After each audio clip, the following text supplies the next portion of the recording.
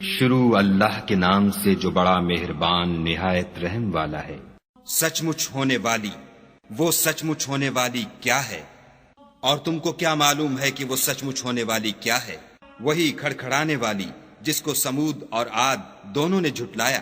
سو سمود تو کڑک سے ہلاک کر دیے گئے، رہے عاد ان کا نہایت تیز آندھی سے ستیہ ناش کر دیا گیا۔ خدا نے اس کو 7 رات اور 8 دن ان پر چلائے رکھا۔ تو اے مخاطب، تو لوگوں کو اس میں اس طرح ڈھے اور مرے پڑے دیکھے جیسے کھجوروں کے کھوکھلے تنے۔ بھلا تو ان میں سے کسی کو بھی باقی دیکھتا ہے؟ اور فرعون اور جو لوگ اس سے پہلے تھے اور وہ جو الٹی بستیوں میں رہتے تھے سب گناہ کے کام کرتے تھے۔ انہوں نے اپنے پروردگار کے پیغمبر کی نافرمانی کی تو خدا نے بھی ان کو بڑا سخت پکڑا۔ جب پانی طغیانی پر آیا تو ہم نے تم لوگوں کو کشتی میں سوار کر لیا تاکہ اس کو تمہارے لیے یادگار بنائیں اور یاد رکھنے والے کان اسے یاد رکھیں۔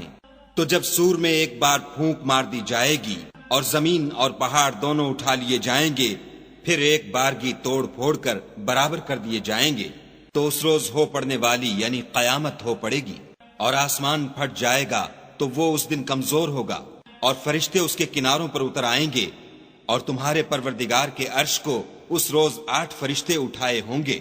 اس روز تم سب لوگوں کے سامنے پیش کیے جاؤ گے اور تمہاری کوئی پوشیدہ بات چھپی نہ رہے گی۔ تو جس کا اعمال نامہ اس کے داہنے ہاتھ میں دیا جائے گا وہ دوسروں سے کہے گا کہ لیجئے میرا نامہ اعمال پڑھیے، مجھے یقین تھا کہ مجھ کو میرا حساب کتاب ضرور ملے گا۔ پس وہ شخص من مانے عیش میں ہوگا، یعنی اونچے اونچے محلوں کے باغ میں جن کے میوے جھکے ہوئے ہوں گے۔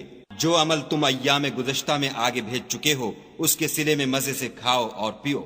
اور جس کا نامہ اعمال اس کے بائیں ہاتھ میں دیا جائے گا وہ کہے گا اے کاش مجھ کو میرا اعمال نامہ نہ دیا جاتا اور مجھے معلوم نہ ہوتا کہ میرا حساب کیا ہے۔